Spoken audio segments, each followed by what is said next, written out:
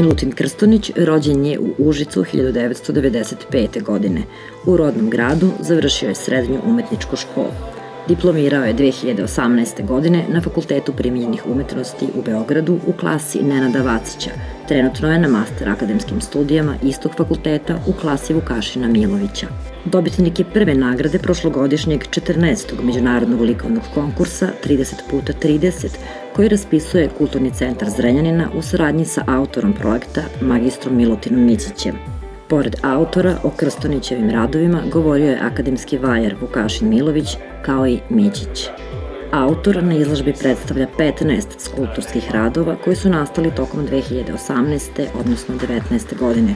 Izložbu organizuje Kulturni centar Zrenjanina u saradnji sa kolegama iz Narodnog muzeja. Ovi radovi su nastali poslednjih godinu dana, da kažem tačnije baš do te nagrade, kada sam dobio tu nagradu, od tog dana. Radovi su uglavnom rađeni u metalu i drvetu i često kombinujem ta dva materijala i uglavnom ta dva materijala su u suprotnosti jer drvo je više, da kažem, više nekog prirodnog sveta, dok je metal više nekog čovekovog sveta.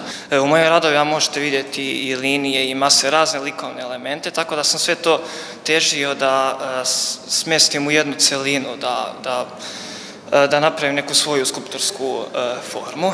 Za izradu svojih skulptura koristim i razne upotrebne delove nekih mašina koji nose neku prošlost. On je naš mladi vajar koji sada dolazi na scenu. Ovo je njegova prva samostalna izložba i ovo su verovatno sve radovi koje on poseduje. Znači, svaki rad je kvalitetan, nema omašku.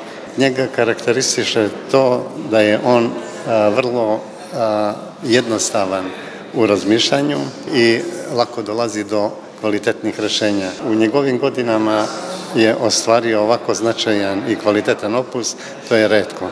Kada žiriram ove radove, ja sa članovima žirija, trudimo se da ne gledamo imena, da ne bismo bili opterećeni biografijama i zaista negde sam presrećan da imamo ovakvu izložbu u Zrenjaninu, uzevši obzir i to da vajari imaju manje prilike da izlože nego što su to slikari, teže tehnički razlozi i tako dalje, ali evo, već ne znam koje godina zaredom imamo ovde u salonu muzeja Zrenjaninskog fenomenalnu jednu izložbu i ovo je prilika da zrenjaninska publika zaista uživa ovim radovima.